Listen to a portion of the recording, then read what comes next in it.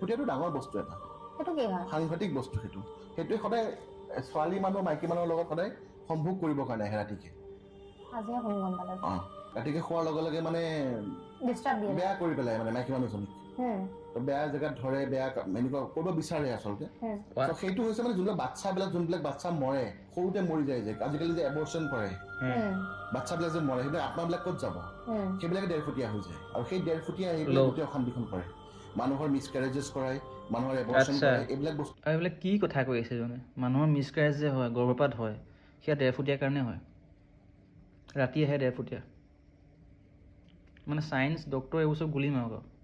যদি কাৰোবাৰ মিছকেৰেজ হৈছে তেন্তে আপুনি বাবাজনৰ ওচৰলৈ যাব, 1.5 ফুটীয়ালজিষ্ট, চব ঠিক হৈ যাব। আৰু কি জানানে আপোনালোকে, আমাৰ দেশত ধৰ্ম আৰু ভগৱানৰ ভয় খুৱাই পেলাই বিজনেছ কৰিবলৈ আটাইতকৈ বেষ্ট।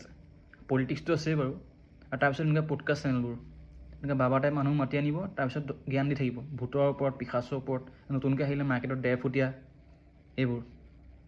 আজিৰ যুগত আটাইতকৈ ইম্পৰ্টেণ্ট বস্তু হৈছে এডুকেশ্যন। ধৰ্মৰ নামত আমাৰ দেশ এনেও বহুত পিছ পৰি আছে। সকলোৰে নিজৰ নিজৰ ধৰ্ম আছে, ৰেচপেক্ট কৰোঁ বহুত, কিন্তু আপোনালোকে সেই ধৰ্মৰ ওপৰত বিজনেছ কৰি আছে। মানুহৰ সেই ৰেচপেক্ট আৰু সন্মানক লৈ আপোনালোকে বিজনেছ কৰি আছে। আহক আমি প্ৰস্তুত দিয়া কেইটামান কমেণ্ট চাই লওঁ।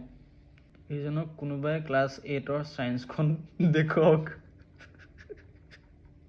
চৰিত্ৰহীন ভূত, ময়ে চাগে এটা 1.5 ফুটীয়া।